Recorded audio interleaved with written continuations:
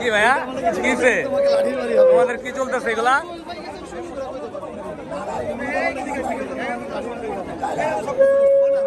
করিম সাহেবের বর্তমান পরিস্থিতি হচ্ছে, আমি বলতেছি হ্যাঁ, বিষয় যখন ধরা খাওয়ার সময় তখন পদত্যাগ করা, ঠিক আছে? হ্যাঁ পদত্যাগ করে ফেলেছে উনি। আচ্ছা ঠিক আছে, তাহলে তুমি ভলেন্টিয়ারের দায়িত্বে আছো নাকি? আমরা রক্ষা করছি আমাদের মার্কেটকে বাইরের লোক থেকে। আচ্ছা আচ্ছা আচ্ছা। শপিং কমপ্লেক্সের সর্বোচ্চ ক্ষমতাধর পদের নাম হচ্ছে ইনচার্জ। যেমন আমরা থানা থেকে দেখতে পাই ওসি সাহেবের ঘরের উপরে লেখা থাকে দরজায় ইনচার্জ। তো ইনচার্জ মহোদয় যিনি এসেছেন তিনি একজন আর্মি পার্সন রিটায়ার্ড। তিনি ফাইন্যান্সিয়ালি অনেক ভালো বোঝেন। যথেষ্ট টাকা পয়সা কামিয়ে নিয়েছেন বসুন্ধরা শপিং মলের মাধ্যমে বসুন্ধরা গ্রুপকে। কিন্তু হয়তো বসুন্ধরা গ্রুপ জানে না এই টাকা পয়সাগুলো আমাদের রক্ত চুষে তাকে দেওয়া হয়েছে। যদি জানতো তাহলে এতদিন অন্তত পক্ষে একবার হলেও বসুন্ধরা সিটি বা বসুন্ধরা গ্রুপের মালিক পক্ষ পরিবার পক্ষ আমাদের দুঃখ কষ্ট শুনতো।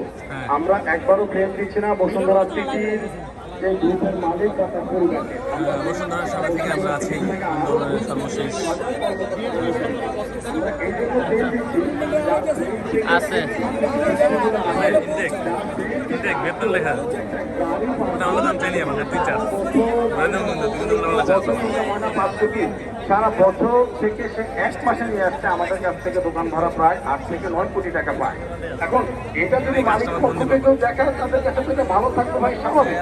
পরে আমরা ছিলাম, আমরা বারবার বলছি, আমরা বসার চেষ্টা করছি, রিকোয়েস্ট করছি। তার আরো একটা সমস্যা, সে আমাদেরকে তাচ্ছিল্য করে। তার রুমের সামনে গেলে একটা দোকান মালিক, সে সম্মানী ব্যক্তি হতে পারে, তার দোকানে 10 লাখ 20 লাখ টাকার মাল আছে, হতে পারে তার 5টা দোকান কিনা, সে সবার সাথে যোগাযোগ করে। তো তার এই জায়গার আচরণের কারণে আমরা তার সাথে যুক্ত নাই, আর কোনো সমস্যা নাই। সে যেহেতু চলে গিয়েছে বসুন্ধরা সিটি মার্কেটের 1তলা থেকে 8তলা, 8টা ফ্লোর। 1তলায় জামা কাপড়ের দোকান, 2তলায় জামা কাপড়, 3তলায় জামা কাপড়, 4তলায় মেয়েদের আইটেম, বাচ্চাদের আইটেম, সবাই কম বেশি তার। এটাই হচ্ছে লড়াই, এই হচ্ছে বিষয়। আমরা যদি বিশৃঙ্খলা না করে গত 48 ঘন্টার ভিতরে এক থেকে সুন্দরভাবে এত খাটাখাটনি করে খেয়ে না খেয়ে সকালবেলা দুপুরবেলা না দেখে এই আন্দোলনটা করেছি এবং সফল করেছি। আল্লাহর রহমতে যদি আমাদের ভিতরে ঐক্য থাকে, আমরা যে কোনো দুর্নীতি হলে, আমাদের উপর অবিচার হলে এইভাবে আমরা পরামর্শ করে রাস্তা নামা উচিত হোক। সরকারের যেই পর্যায়ে আমাদের সমস্যাগুলো পৌঁছানোর প্রয়োজন হোক, আমরা পৌঁছাবো, এক থাকবো এবং সমাধান ছিনে আনবো ইনশাআল্লাহ।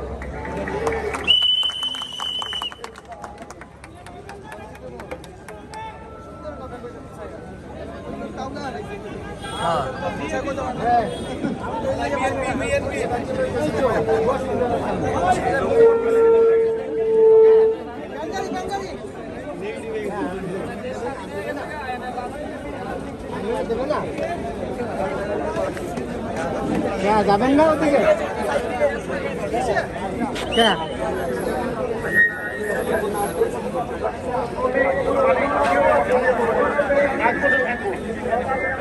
আগামী 10 থেকে 15 মিনিটের ভিতরে 2 গেটেই সুশৃঙ্খলভাবে খাবার বন্টন হবে।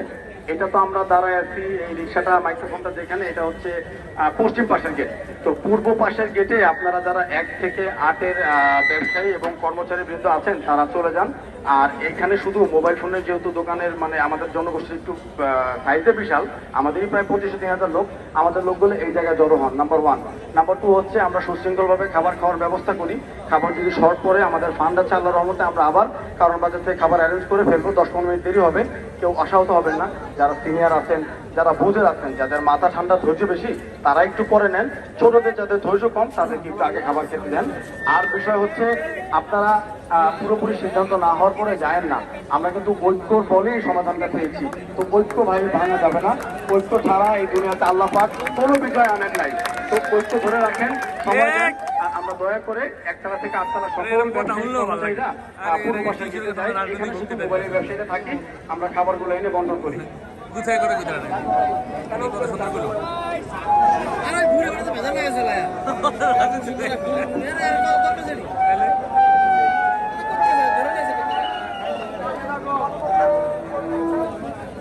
যাই হোক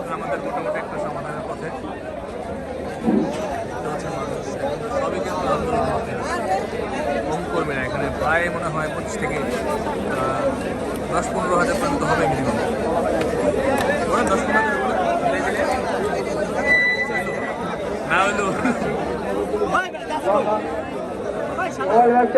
সব এই সাইডে আসুন, 1 থেকে 8 তলা সব পূর্ব পাশের গেটে চলে যান। দৃষ্টি আকর্ষণ করে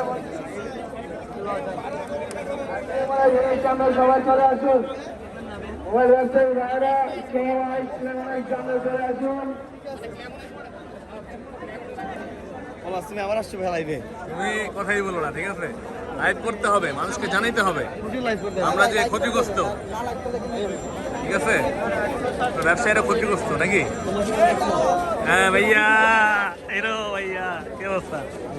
মাম্মু ভালো? বিজয় হয়ে গেল ইনশাআল্লাহ। হ্যাঁ, আমরা যাতে আবার নতুন করে আমরা ব্যবসা প্রতিষ্ঠান ভালো করে চালাতে পারি। যাই হোক, এখন আমাদের মোটামুটি একটা খাবারের ব্যবস্থা হবে। তো আবার সর্বশেষ আপডেট পেয়ে যাবেন আপনারা।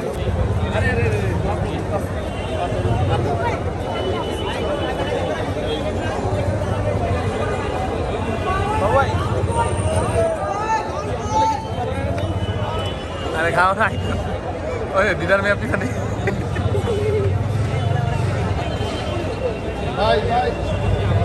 মাথা তো ঘুরি না, এই খালি মাথাটা ঘুরাই। এই যে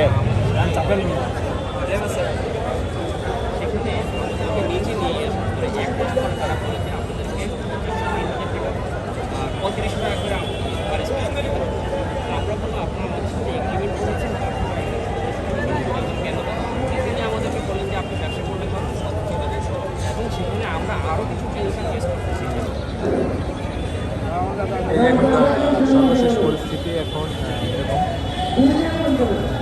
আন্দোলন মোটামুটি একটা পর্যায়ে আছে। আমরা এখন হচ্ছে খাবারের ব্যবস্থা হবে, তাই সবাই অপেক্ষা করতেছে। খাবার আনতেছে একসাথে, সবাই একসাথে হয়ে খাবারের ব্যবস্থা হবে। তারপরে অনেক যেহেতু মানুষ, সেহেতু আসলে খাবারের একটা শৃঙ্খলা গোছানোর জন্য তারা চেষ্টা করতেছে কীভাবে গোছানো যায় এটা। তো দেখছেন এই যে খাবার পানি আমাদের আসলে নিজেদের খেতে হবে, অনেক যেহেতু মানুষ। আর ওই গেটে ওখানকার যারা অন্য যে স্টাফগুলো আছে আমাদের মোবাইল বাদে, তাদের খাওয়ার ব্যবস্থা হয়েছে। এখানে হচ্ছে মোবাইলের যারা, তাদের জন্য হচ্ছে পশ্চিম সাইডে গেটে ব্যবস্থা করা আছে। তো দেখানো বিরাসের মধ্যে আমরা ভিতরে আছি। যেহেতু বৃষ্টি হয়েছিল তাই দেখতে পাচ্ছিলাম বৃষ্টির পানি জমে আছে। তো বসুন্ধরা সিটির সামনে থেকে বলতেছে, বসুন্ধরা সিটির গেট কিন্তু অলরেডি বন্ধ আছে, দেখতে পাচ্ছি। যে আমাদের যারা বাস কর্মচারী আমরা আছি সাথে সবাই, আমাদের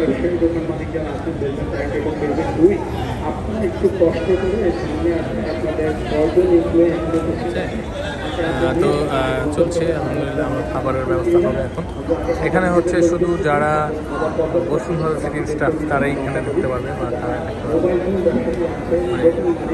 খাবারের জন্য বা মোবাইল সাইডের জন্য এই আমাদের এই সাইডটা। অন্যান্য ফ্লোরের জন্য যারা আছে তাদের জন্য সেটা ব্যবস্থা করা হয়েছে।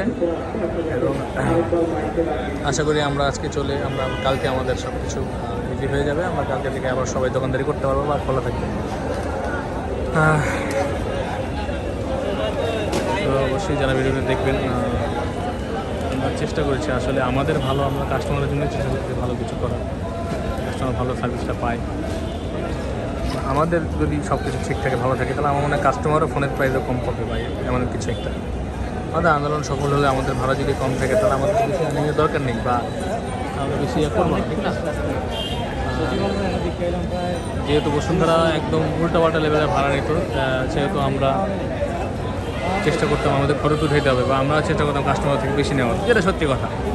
তা এখন যেহেতু সমাধান হয়ে যাচ্ছে আলহামদুলিল্লাহ, আশা করি যে কাস্টমারের জন্য ভালো হবে, আমাদের সবার জন্য ভালো। তো এখানকার এই সর্বশেষ পরিস্থিতি আছে, আবারও আপডেট হলে আপনাদের জানানো হবে যে খাবার আসতেছে, জনে জনে খাবারের প্যাকেট নিয়ে আসতেছে এখানে, এবং সবাইকে বেরোনো হবে দুপুরেই। এই সমস্ত ভিড় আছে, যেহেতু দুপুর হয়ে গেছে, একদম ভালো একটা টাইম হয়ে গেছে, প্রায় 3টা বেজে গেছে। এই টাইমে তো এখন খাবার দেওয়া জরুরি আসলে। তো একটু পরে আমরা খাবার হয়তো পাবো, জানি না কী আছে, কিন্তু যা আছে সবাই খেয়ে নিব, সবাই পাবে ইনশাআল্লাহ। তো এখানকার আজকের এই সর্বশেষ, এবং আবার যদি আপনার কিছু হয় আমরা আপনাদের জানাবো।